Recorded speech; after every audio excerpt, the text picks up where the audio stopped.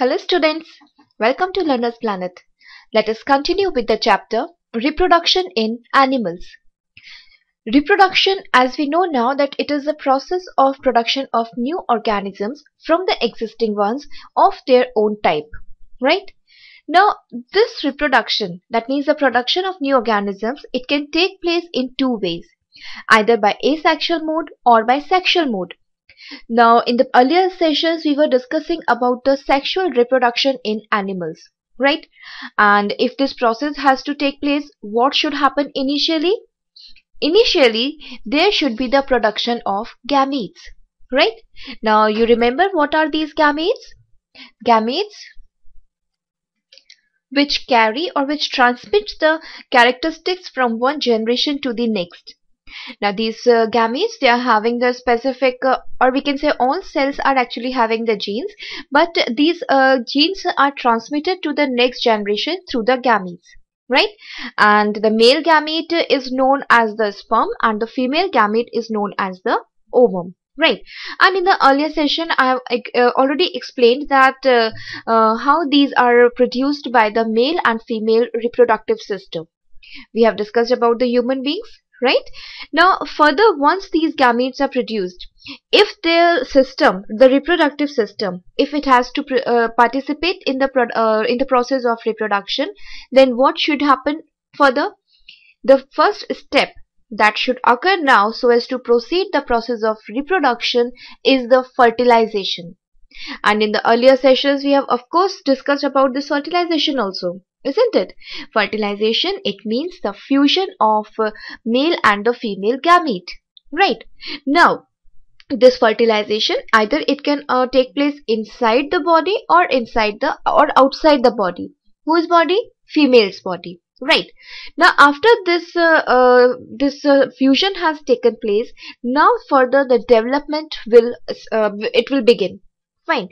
So now in this session we are going to discuss about the development process further, through which this fused cell or the fused fertilized egg is further going to divide, and it will undergo the process of differentiation and the development so as to produce the embryo and then finally the new organism.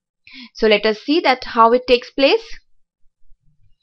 So now first we will discuss about the development of embryo inside mother's body, right? See what happens. I said that fertilization, it can be internal or external, right?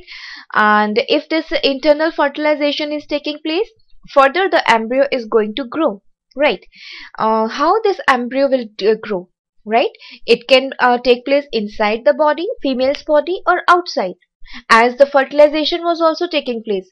Just imagine if the fertilization is taking place outside the body, then how the embryo will grow inside mother's body? That is not possible, isn't it? So in this case, therefore I have divided this development process in two parts. First we will discuss about the development of embryo inside mother's body, and definitely such process occurs in the organisms where the internal fertilization is taking place, right? So as the fertilization occurs, that means the male and female gamete, if it gets fused, then such type of fusion will result in the formation of zygote. That means that fertilized egg, right? The fused cell, fused sperm and the ovum is known as the zygote. Remember these points because such things are also asked in your exams directly, right? Now this zygote, initially it has been produced, fine. Further what will happen? Further this zygote, it will undergo the cell division process. It will multiply for n number of times, right? And thus it will give rise to a ball of cells. There will be a production of the mass of cells which is right now undifferentiated, right? Now I am saying that there is the endless division of cells. So students, although it is taking the multiple division is taking place, but it is not just randomly. It is going in a sequential manner, in a particular pattern, and further it is associated with the differentiation process also. So how it is taking place? You can just see this picture here. Initially, As I said, the fertilization has to take place. Do you remember which is the site of fertilization? This is the picture which is showing the female reproductive system, right? So if we consider this particular picture, then you must remember what we have discussed earlier, right? The sperms, they are received here in the vagina, which will travel upside in the uterus, right? And from the ovary, there is the release of the egg. Fine.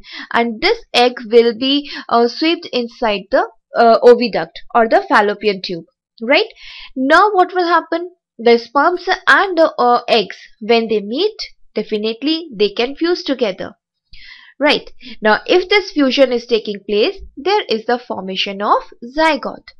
So initially what happened? The eggs are released, sperms are received, then the fertilization occurs, and then therefore the zygote has been produced. Now this zygote, it undergoes the division, cell division, right? And where this cell division is taking place? It is taking place within this oviduct or the fallopian tube. So initially, this single cell, that is the zygote, it will divide into two cells. Then these two cells, they will further divide and they will form 4 cells, and so on the process will go on. Right, and we can say when the 32 cell stage comes, then after that implantation will take place. Cell division will definitely it will keep on continue, and later it is prepared so as to get implanted into the uterus. Now this structure which is ready to get implanted into the uterus is known as the embryo. Now at this stage, it is really important to understand the next part of the this growing phase, or I'm sorry, the growth phase, right?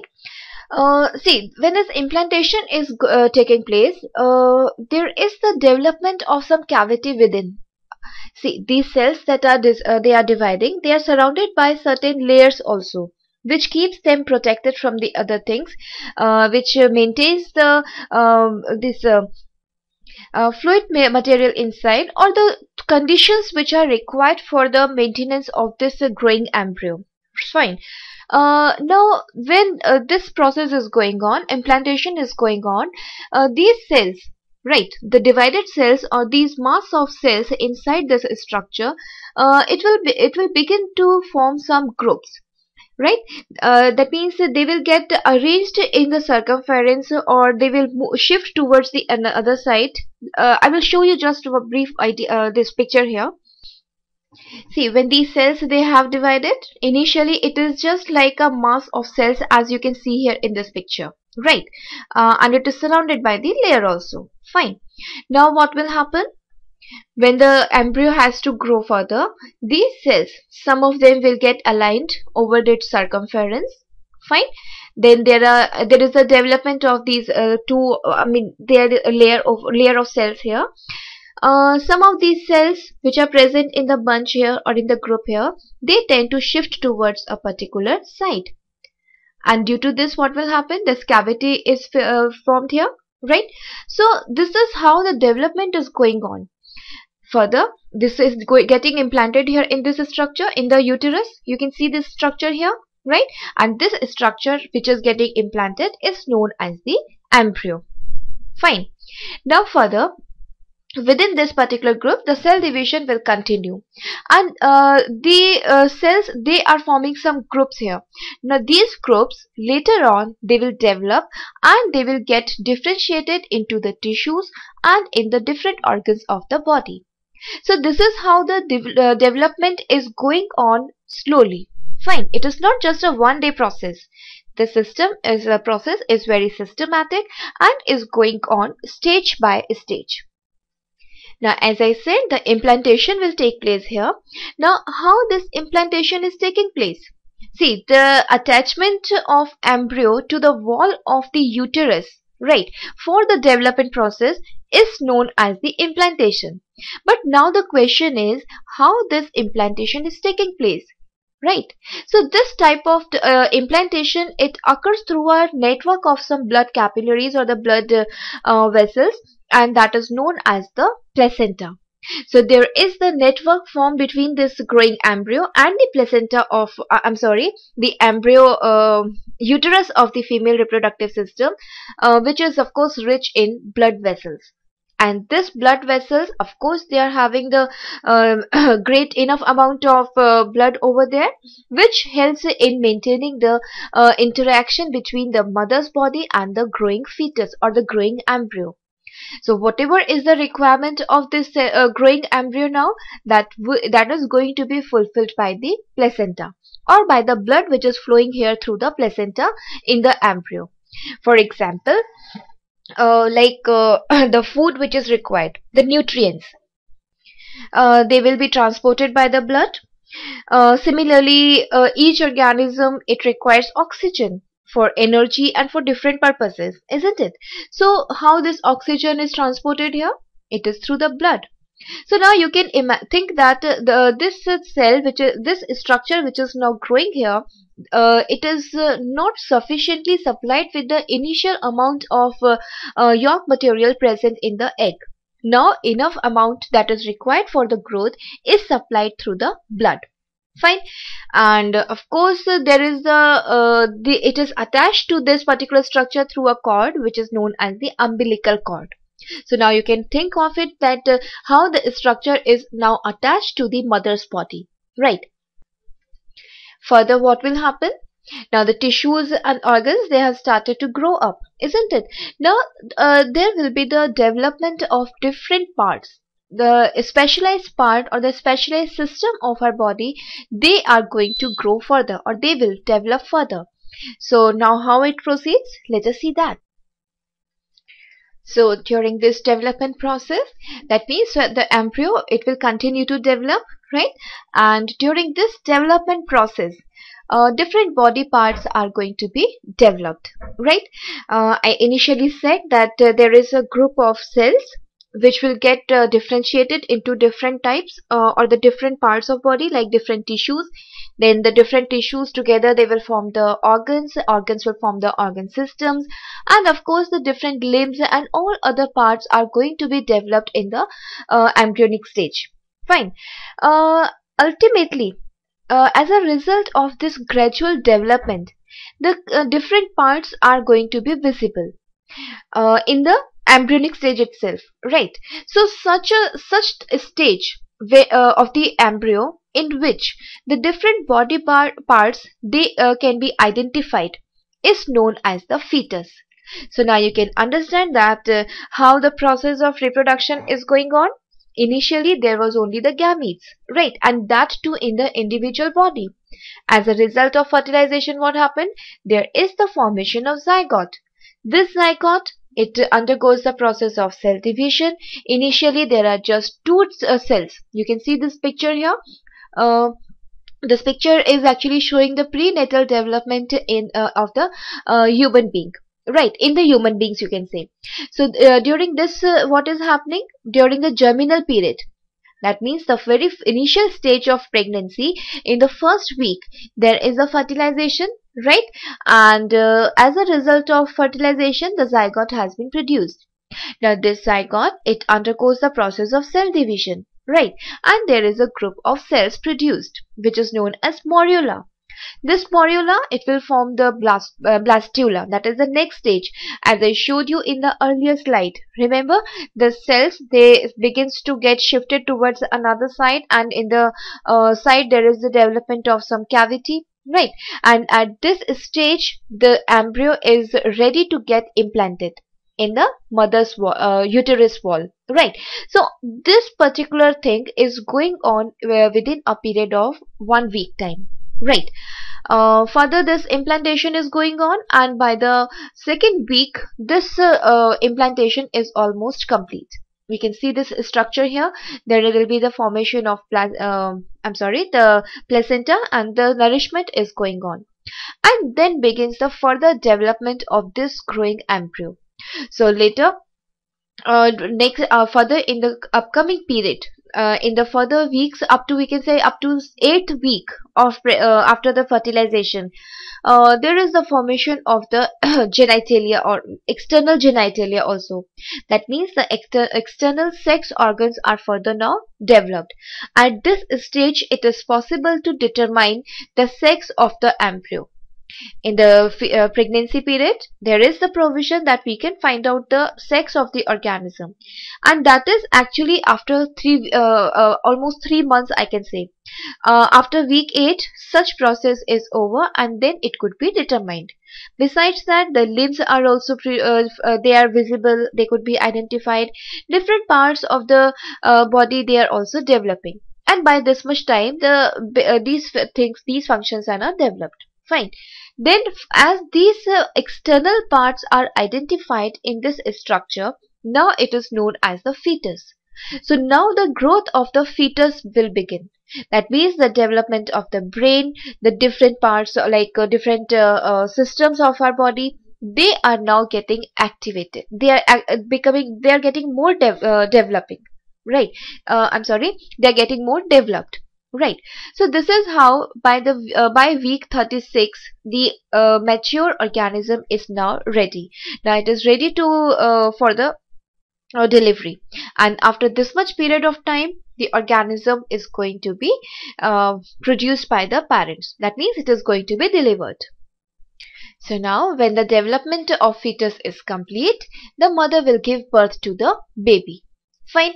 And of course, at this process, that is the delivery of a child, is again it is under the control of some hormones. Then there are many different activities going on inside the mother's body. Right.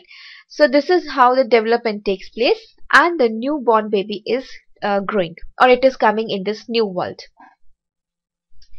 So, well, students, now this is the way that how the development is taking place inside the uterus, or inside the female's body, or inside the mother's body. Right. Now, there are some organisms which are not giving birth to the child, rather they are laying eggs. And in both the cases, the fertilization is taking place internally. There are the organisms, like these organisms, as we have discussed, we have taken the example of human beings, isn't it? So they, in this case, the development is completely taking place in the mother's body itself. And this characteristic is a specific feature of mammals. I hope you understand this word mammals. The organisms which gives birth to the young ones, and they feed their baby with their breast, right, with their mammary glands, the secretion of the mammary glands, right. So such organisms, they are the mammals. On the other hand, I just gave you example that there are other organisms also which do not give birth to the young ones, but they are showing the internal fertilization. So on this basis, there exist two different types of organisms, right? Let me just discuss this point now. So these organisms, such classification, they classify the organisms as viviparous and oviparous. Depending on what? Depending upon the property of giving birth to the young one or to laying the eggs. Right. So animals which give birth to young ones, they are known as viviparous. Right. And on the other hand, if the organisms, they are laying eggs, then they are known as oviparous animals. Right.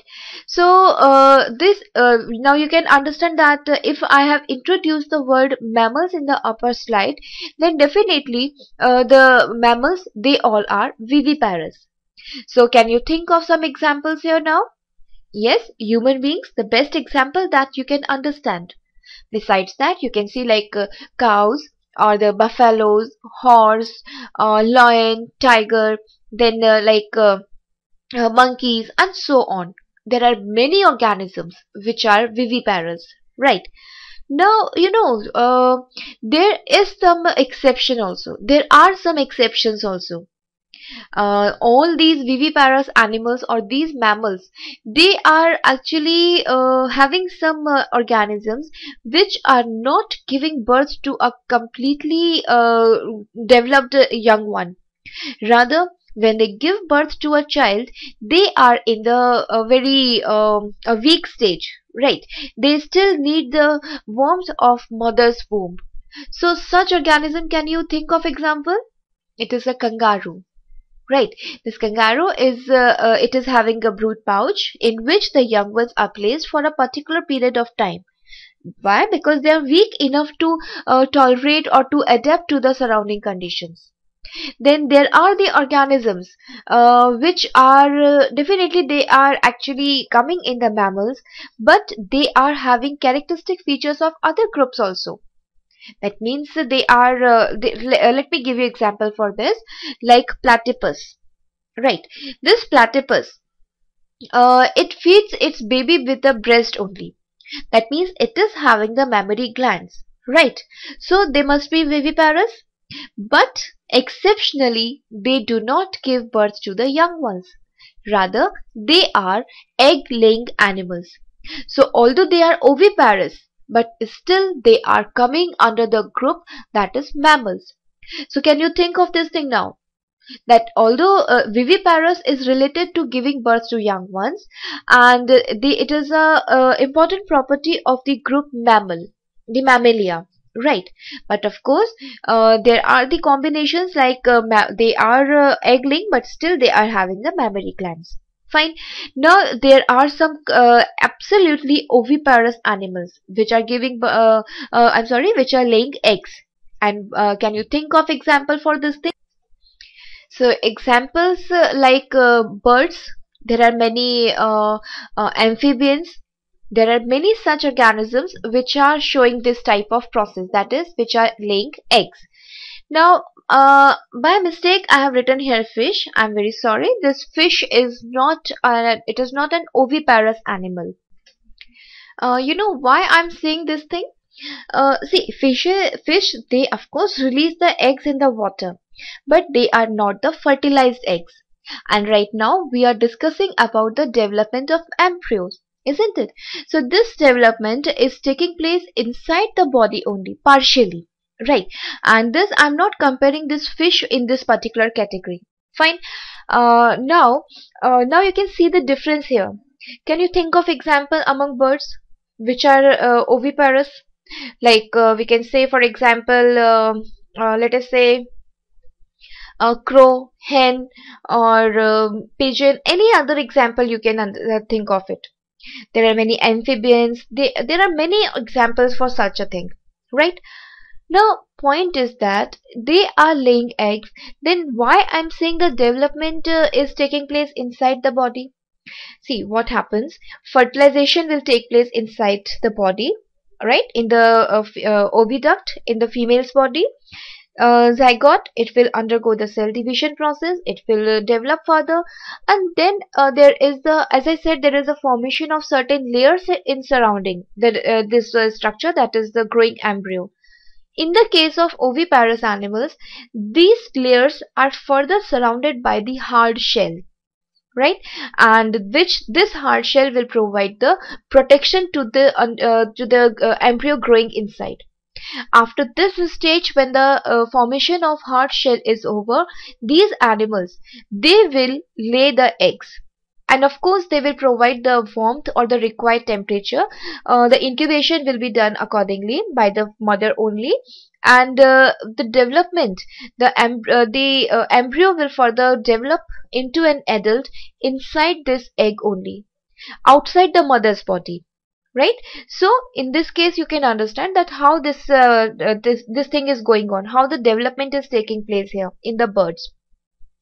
Now if you think about the fish, now these type of animals, in them the fertilization is external. I have already discussed this thing earlier. So these type of animals, they do not lay the fertilized eggs, they are laying the unfertilized eggs. Of course, they are oviparous because they are laying the eggs, but these eggs are not fertilized. And of course they will be fertilized later on outside the body when the sperms will come in contact with it, and as a result the fertilized cell, that is a zygote, will be produced, and the development will take place outside the body. So this is about viviparous and oviparous and the development inside the mother's body. Further, how the development takes place outside the mother's body, that we are going to discuss in the further session, and some other aspects also we are going to discuss. Right. So till then, thank you so much. Have a nice day. Goodbye. See you soon.